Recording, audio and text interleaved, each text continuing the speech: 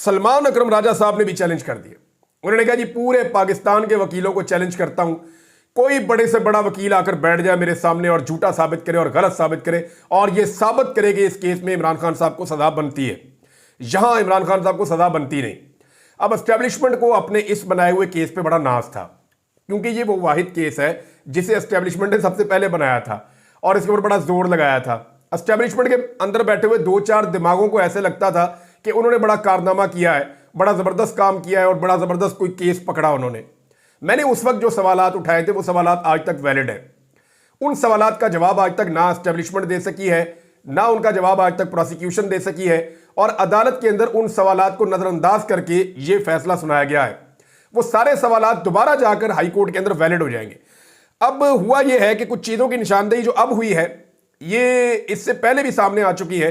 24 नवंबर 2023 को बड़े मायनाज जर्नलिस्ट हैं सुहेल रशीद साहब, इन्होंने और मरियम नवाज साहिबा ने और कुछ और लोगों ने, मैंने भी देखा, इन्होंने भी इसको रिपोर्ट किया था उस दौर में जब कादी फायद ईसा साहब इस फैसले के साथ जुड़े हुए थे, इस मामले के साथ जुड़े हुए थे। और कादी फायद ईसा साहब ने जो 2 नंबरी की, आज वो एक मरतबा फिर बेनकाब हो गई।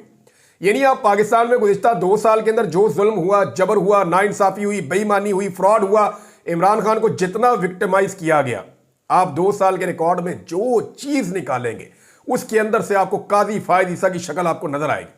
आपको पता चलेगा कि बुग़्ज़ और अनाज से भरा हुआ ये शख्स हर चीज के लिए जिम्मेदार है। तो कादी फायद ईसा को आपने भूलना नहीं है, कादी फायद ईसा इसके अंदर भी शामिल थे। अब जनाब कहानी क्या है? कहानी ये है, इसको और सिंपल कर देते हैं। मैं कानून की लैंग्वेज में नहीं जाता, आम आदमी को समझ नहीं आती, मैं आपको और सिंप्लीफाई करता हूं, क्योंकि मुतीउल्लाह जान ने तो फैसला पढ़ के सुनाया और ये पेपर जो है वो दोबारा से सामने लेकर आए, जो बरतानवी अदालत का फैसला था उसको सामने लेकर आए जनाब अहमद नूरानी साहब। ये उनकी बहुत बड़ी काविश है। लेकिन अब मैं आपको और सिंप्लीफाई करता हूं, इसको जरा और सादा करके देखें। मलिक रियाज को एक जुर्माना हुआ था सुप्रीम कोर्ट ऑफ पाकिस्तान में 460 अरब रुपए का। यह जुर्माना मलिक रियाज को इसलिए हुआ था कि कराची में बैरिया टाउन के लिए उन्हें ओने पोने जमीन दी गई थी। अब होना तो यह चाहिए था ना, सारे फिक्स हो जाते उसके अंदर कि दी किसने है। अब ये डीले कराची वाली तो जरदारी साहब ही करते हैं ना, या सिंध गवर्नमेंट करती है। बहरहाल यहां रुक जाते हैं कि मलिक साहब को जनाब हो गया जुर्माना सुप्रीम कोर्ट ऑफ पाकिस्तान में कि जनाब 460 अरब रुपए लाके जमा कराएं। मलिक साहब ने मान लिया, जमा करवा देता हूं। इस बीच में मलिक रियाज के पैसे फ्रीज हो जाते हैं बरतानिया में। यह वो पैसा है जिसमें से पैसा इस्तेमाल करते हुए मलिक रियाज के बेटे ने कोशिश की, या उन्होंने डबल पैसा अदा करके हसन नवाज से 9 अरब इजाफी अदा करके उनका वो अपार्टमेंट लिया था। लेकिन उसके बाद ये पैसा जो है वो फ्रीज हो जाता है। जब बरतानिया की नेशनल क्राइम एजेंसी इस पैसे को फ्रीज करती है तो मलिक रियाज जो फैमिली है उनका और बरतानिया की नेशनल क्राइम एजेंसी का आपस में एक मुआहदा होता है और इस मुआहदे में यह तय पाता है जो बात छुपाई गई है इस फैसले में। इस मुआहदे में तय पाता है कि मलिक रियाज ये पैसा पाकिस्तान लेकर जाएंगे, लेकिन यह मलिक रियाज का पैसा नहीं होगा। यह पैसा मलिक रियाज सुप्रीम कोर्ट ऑफ पाकिस्तान की जानिब से जो आयद करदा जुर्माना है उसके अंदर जमा करवाएगा। यानी बरतानिया में यह बात मलिक रियाज और एनसीए के बीच में तय पा गई थी कि यह पैसा सुप्रीम कोर्ट ऑफ पाकिस्तान का जो जुर्माना है मलिक रियाज उसके अंदर ले जाकर पाकिस्तान में जमा करवाएंगे। अब यह बहुत क्लियर हो गया मामला, यह तो वहां तय पा गया था, यह तो उसकी कंडीशन थी और उनके फैसले के अंदर यह बात बताई गई। जो बरतानिया में अदालत का फैसला है जहां पे यह बताया गया जनाब आपका मलिक फैमिली का और एनसीए का एक मुआहदा हो चुका है, लिहाजा अब यह अकाउंट अदालती फैसला आ जाए कि इनको डीफ्रीज कर दिया जाए, क्योंकि डीफ्रीज तो अदालती फैसले से होंगे ना। तो एनसीए ने कह दिया जी हमारा इनके साथ मुआहदा हो गया और मुआहदे के मुताबिक ये पैसे ले जाएंगे और जाके वहां पे सुप्रीम कोर्ट ऑफ पाकिस्तान ने जो इनको जुर्माना आयद किया है ये उसके अंदर जमा करवा देंगे। ये वहां कंडीशन पहले से रख दी गई थी। पाकिस्तान की गवर्नमेंट इसमें इन्वॉल्व नहीं है। पाकिस्तान ने इसके अंदर एक टके की मेहनत नहीं की, कुछ नहीं किया। बरतानिया ने पैसे पकड़े, बरतानिया ने पैसे फ्रीज किए, बरतानिया ने कहा कि ट्रांजेक्शन आपकी ठीक नहीं है। मलिक साहब ने कहा पाकिस्तान में जुर्माना अदा करना है, उन्होंने कहा ठीक है ले जाओ पैसे जुर्माने में अदा कर दें, कहीं और नहीं देने। अब हुआ क्या कि इमरान खान साहब ने जो काबीना की मीटिंग बुलाई थी वो कब बुलाई थी? वो बुलाई थी 3 दिसंबर 2019 को।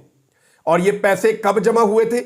इसकी जो पहली रकम की अदायगी हुई थी, सलमान अकरम राजा साहब भी ये बता रहे हैं, साकिब बशीर साहब ने भी इसको ट्वीट किया है और अदालती रिकॉर्ड भी ये बता रहा है कि पहली अदायगी 102.3 मिलियन पाउंड 29/11 यानी नवंबर की 29 तारीख को 2019 में जमा हो गए थे कैबिनेट के बैठने से पहले। और दूसरी जो किस्त है इसकी जमा हुई जिस दिन कैबिनेट बैठी 34.36 मिलियन पाउंड। और तीसरी किस्त इसकी जमा हुई जब शहबाज शरीफ पाकिस्तान का वजीर आजम बना दिया गया जबरदस्ती, जब पीडीएम की सरकार आ गई। भाई ये अगर गलत था तो तुम रोक लेते। ये 11/5/2022 यानी 11 मई 2022 को जब शहबाज शरीफ की हुकूमत थी, तीसरी किस्त इसकी तब आती है जो कि है 34.49 मिलियन पाउंड। इस तरह 171.15 मिलियन पाउंड टोटल रकम है जो आकर जमा हो जाती है सुप्रीम कोर्ट ऑफ पाकिस्तान के जुर्माने के मद में। अब जनाब इसमें जो है वो मशरिक बैंक को भी बुलाया गया था काजी फायज ईसा के टाइम पे। काजी फायज ईसा ने नवंबर 2023 में इस केस को सुना था। काजी फायज ईसा ये आए बिल्कुल सितंबर के एंड में आए 17 सितंबर को। तो ये उसके बाद अक्टूबर का महीना निकाला और फौरी तौर पे काजी साहब ने जो है वो ये वाला मामला निकाला कि इमरान खान साहब को भी इसमें फिर फिक्स करना है। हर मामले में उन्हें लगता था इमरान खान फिक्स होना चाहिए। तो यहां पे अल मशरिक बैंक को बुलवाया गया था। सुप्रीम कोर्ट ऑफ पाकिस्तान को अल मशरिक बैंक ने लिखकर आगाह किया कि पैसा हुकूमत पाकिस्तान की मलकियत नहीं है। यह बरतानवी अदालत ने डी फ्रीज करने का हुक्म दिया है और कादी फायद ईसा ने जानबूझकर अल मशरिक बैंक का तस्करा किया, उनसे रिकॉर्ड मंगवाया, लेकिन उसके अंदर उनका तस्करा नहीं किया। रिकॉर्ड मंगवा लिया लेकिन रिकॉर्ड मंगवाने के बावजूद इसको रिकॉर्ड का हिस्सा नहीं बनाया, इसका तस्करा नहीं किया।